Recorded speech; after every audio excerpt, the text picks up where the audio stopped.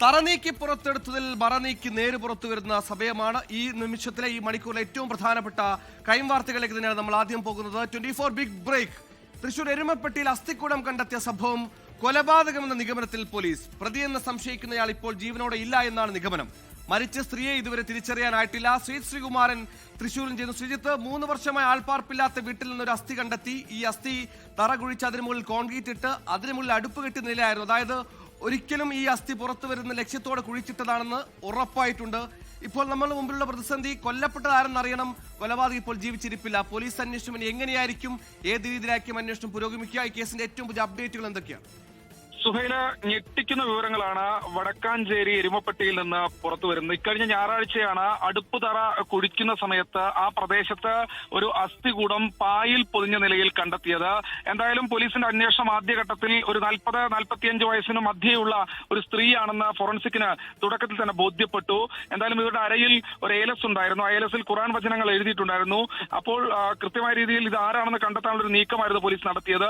ഈ വീട്ടിൽ വാടകയ്ക്ക് 3 വർഷം മുൻപ് താമസിച്ചിരുന്ന ഒരാളെ കേന്ദ്രീകരിച്ചായിരുന്നു അന്വേഷണം പൂർണ്ണമായി നടന്നത്. പക്ഷേ ആ ആൾക്ക് 3 ഭാര്യമാരുണ്ട്. ഇവരിൽ ആരെങ്കിലും ആയിരിക്കുമോ കൊല്ലപ്പെട്ടതെന്നായിരുന്നു പോലീസ് ആദ്യഘട്ടത്തിൽ നോക്കിയത്. പക്ഷേ ആ 3 ഭാര്യമാരും ജീവനോടെ ഉണ്ട് എന്ന ഞെട്ടിക്കുന്ന വിവരമാണ് പുറത്തു വന്നത്. പക്ഷേ അതിനുശേഷമാണ് പോലീസിന് സുപ്രധാനമായ വിവരം ലഭിച്ചത്. മരംവെട്ട് തൊഴിലാളിയായ അയാൾ 66 വയസ്സുകാരനാണ്. അയാൾ മരിച്ചിരിക്കുന്നു. അയാൾ കഴിഞ്ഞ വർഷം ഓഗസ്റ്റിൽ ഹൃദയാഘാതം മൂലം മരിച്ചിരിക്കുന്നു എന്ന വിവരമാണ് പുറത്തു വന്നത്. ഈ 3 വർഷവും കഴിഞ്ഞാണ് ഈ വിവരങ്ങളെല്ലാം പുറത്തു വരുന്നത്. ഏതാണ്ട് 3.5 വർഷത്തോളം പഴക്കം ഈ മൃതദേഹത്തിന് ഉണ്ട് എന്നാണ് പറയപ്പെടുന്നത്. എന്തായാലും പോലീസിന്റെ അന്വേഷണം ഇയാളെ കേന്ദ്രീകരിച്ച് നടത്തി. ഈ സ്ത്രീ ആരാണെന്നതിനെ കുറിച്ച് ഒരു വ്യക്തത ഇതുവരെ വന്നിട്ടില്ല. എന്തായാലും പോലീസ് അന്വേഷണം പുരോഗമിക്കുകയാണ്. ഒരു സ്ത്രീ ഈ വീട്ടിൽ മുൻപ് താമസിച്ചിരുന്നു ഇയാളോടൊപ്പം എന്ന് നിഗമനത്തിൽ പോലീസിന് അന്വേഷണം മുന്നോട്ട് പോയി. പക്ഷേ ഭാഗ്യം അവിടെയും പോലീസിനെ തുണച്ചില്ല. ആ സ്ത്രീ ഏതാണ്ട് 3 മാസം മുൻപ് ആ വീട്ടിൽ നിന്ന് പോയതായി കണ്ടെത്തിയിരുന്നു. ശേഷം ആ സ്ത്രീയെയും പോലീസ് കണ്ടെത്തുകയായിരുന്നു. എന്തായാലും ആ സ്ത്രീയെ കേന്ദ്രീകരിച്ചും പോലീസിന്റെ അന്വേഷണം ഇപ്പോൾ നടക്കുന്നുണ്ട്. അവരൊരു അധ്യാപികയായിരുന്നു എന്നാണ് മനസ്സിലാക്കുന്നത്. ഈ മരംവെട്ട് തൊഴിലാളിക്കൊപ്പം തന്നെയായിരുന്നു അയാളും താമസിച്ചിരുന്നത്. പിന്നീട് പോലീസ് ഈ വീടിന്റെ മുൻപുള്ള ഉടമയെ തേടിയാണ് പോയത്. പക്ഷേ അദ്ദേഹവും മരിച്ചിരിക്കുന്നു എന്ന വിവരമാണ് പോലീസിന് ലഭിച്ചത്. അതായത് പ്രതിയില്ല, പ്രതി മരിച്ചിരിക്കുന്നു എന്ന വിവരം ലഭിക്കുന്നു. പക്ഷേ ആരാണ് കൊല്ലപ്പെട്ടത് എന്നതിനെ കുറിച്ച് വ്യക്തമായ വിവരം ഇതുവരെ ലഭിച്ചിട്ടില്ല.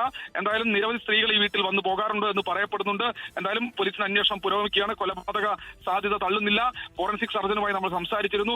തലയിൽ പരിക്കുണ്ട് എന്നാണ് പറയുന്നത്. മരണകാരണം പക്ഷേ അതല്ല, കഴുത്തു ഞെരിച്ചു കൊന്നതായിരിക്കാം എന്നൊരു പ്രാഥമിക നിഗമനത്തിലേക്കാണ് ഇപ്പോൾ ഫോറൻസിക്കും എത്തിച്ചേർന്നിരിക്കുന്നത്. സുഹൈൽ, ലോകത്തെവിടെയായാലും ഏത് സമയത്തും 24 വാർത്തകളും ഓഗ്മെന്റഡ് റിയാലിറ്റി പാക്കേജുകളും എക്സ്പ്ലെയിനറുകളും വിശദമായി കാണാൻ ഞങ്ങളുടെ യൂട്യൂബ് ചാനൽ നിങ്ങൾക്ക് സബ്സ്ക്രൈബ് ചെയ്യാം.